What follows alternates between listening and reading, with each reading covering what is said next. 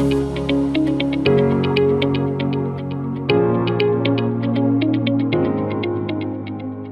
वालेकुम क्लास। अब आ जाएं आज आखिरी क्लास कह लें अपने इस चैप्टर की। आखिरी टॉपिक एमसीक्यूज का रहता था। एमसीक्यूज चंद हैं, जल्दी से इनको कवर करते हैं क्योंकि एमसीक्यूज अगर आपने पूरा चैप्टर अच्छे से पढ़ लिया तो मेरा नहीं ख्याल इसमें आपको कोई कंफ्यूजन होगी। फिर भी मैं इसलिए डिस्कस कर रहा हूँ कि हो सकता है कि आप लोगों को कोई एमसीक्यू समझ ना आया हो या आपने गलत आंसर मार्क कर लिया हो, तो इसलिए आपसे अभी क्लास में डिस्कस कर रहे हैं। अदरवाइज कोई भी ऐसा एमसीक्यू नहीं है जो आपको किताब में ना मिले और ना आपने उसको पढ़ा हो।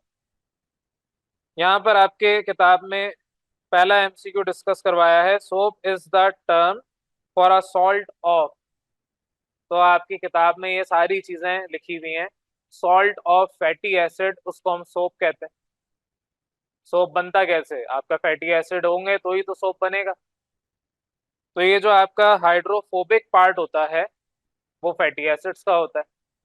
तो आपका यहाँ पर जो करेक्ट ऑप्शन है fatty acids, D part, D option.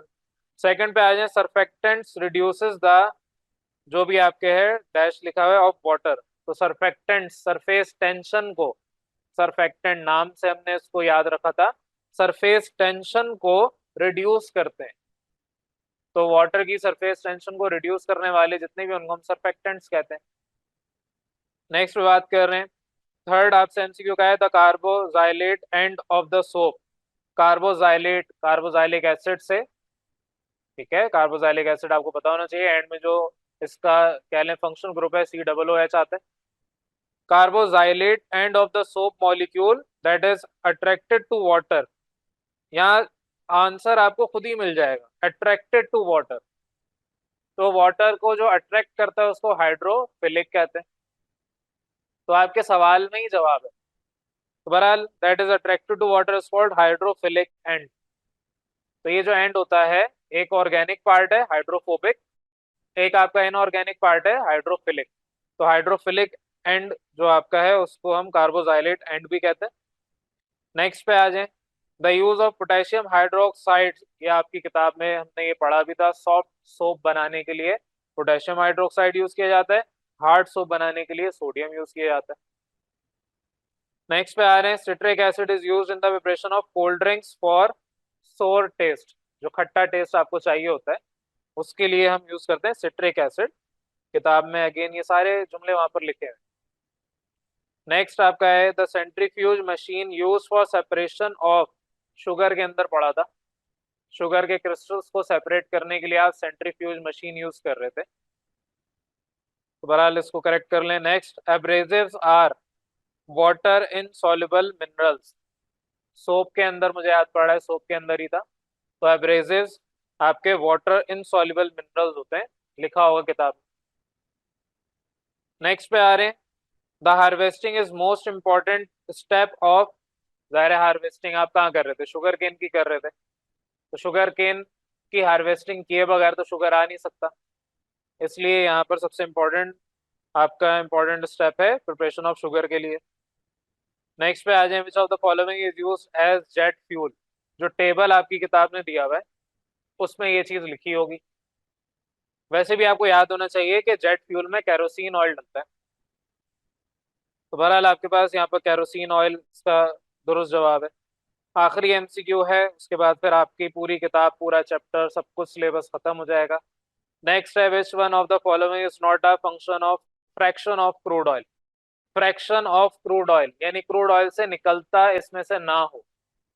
तो अमोनिया एक वाहिद ऐसा सब्सटेंस है जो क्रूड ऑयल से नहीं निकलता। बाकी पैराफिन वैक्स हो गया, फ्यूल ऑयल हो गया, पेट्रोलियम कोक हो गया, ये सब क्रूड ऑयल से निकाला जाता है। अमोनिया आपका क्रूड ऑयल से नहीं निकलता। ये आपके एमसीक्यूज थे चंद इस चैप्टर के। और अब यहाँ पर आपका हो जाता है पूरा चैप्टर कंप्लीट। इस चैप्टर के बाद और कोई चैप्टर है नहीं आपकी किताब में।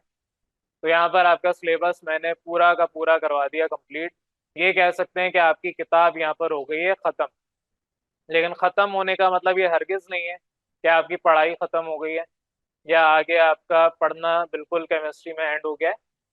एक कोट मुझे अभी याद आ रही है, जब हमने केमिकल इंजीनियरिंग मैंने क्यों कर रखी है तो उसमें एक किताब थी, किताब मुझे सब्जेक्ट याद है, केमिकल रिएक्शन इंजीनियरिंग का सब्जेक्ट था, किताब का नाम मुझे नहीं याद, ऑथर का नाम याद है फॉगलर। तो उसमें जब किताब एंड हो गई थी, बिल्कुल आखिरी दिन जब हमने किताब को आखिरी पेज बिल्कुल एंड ऑफ द बुक खोल के देखा, तो उसमें कोटेशन लिखी हुई थी। कोटेशन क्या आती है अंग्रेजी में, उसका उर्दू तर्जुमा भी बाद में कर दूंगा। कोटेशन ये थी, this is not the and, ऐसी कुछ लिखा होता है, एग्जैक्टली तो याद नहीं, काफी साल हो गए इंजीनियरिंग किए हुए। This is not the and, this is not even the beginning of the end. यानी आपका कोई काम खत्म नहीं हुआ है, ये बिल्कुल इख्तिताम नहीं है, ये आपके इख्तिताम का आगाज भी नहीं है, इब्तिदा भी नहीं है। Perhaps this is the end of the beginning, ये आपके इख्तिताम का आगाज। यानी आप कह लें कि आपका यहाँ पर सिलेबस खत्म तो हो गया, लेकिन अभी केमिस्ट्री यहाँ खत्म नहीं हुई है। अभी आपका मैट्रिक खत्म हो गया, आपकी अभी यहाँ पर केमिस्ट्री के कॉन्सेप्ट जो बेसिक हैं वो तो खत्म हो गए, लेकिन अभी केमिस्ट्री आपके लिए खत्म नहीं हुई है। अभी इसके आगे बहुत कुछ है जो आपने पढ़ना है। जितने भी पुराने कॉन्सेप्ट्स अब जो आप पढ़ चुके हैं, वो सारे आगे जैसे जैसे बढ़ते जाएंगे, पुराने कॉन्सेप्ट टूटते हुए नए कॉन्सेप्ट बनते जाएंगे, बढ़ते जाएंगे। मेरे एक टीचर थे, उन्होंने कहा था कि जब आप बड़े होते हैं, जब आप बड़ी क्लास में जाते हैं, तो बड़े होने का सिर्फ और सिर्फ एक वाहिद प्रूफ ये है, जो आपने पीछे बचपन में सीखा होता है, वो सारा का सारा काम नए तरीके से, नए कॉन्सेप्ट से अगर टूट के नहीं बन रहा, तो इसका मतलब आप ग्रो नहीं कर रहे, आपकी ग्रोथ नहीं हुई।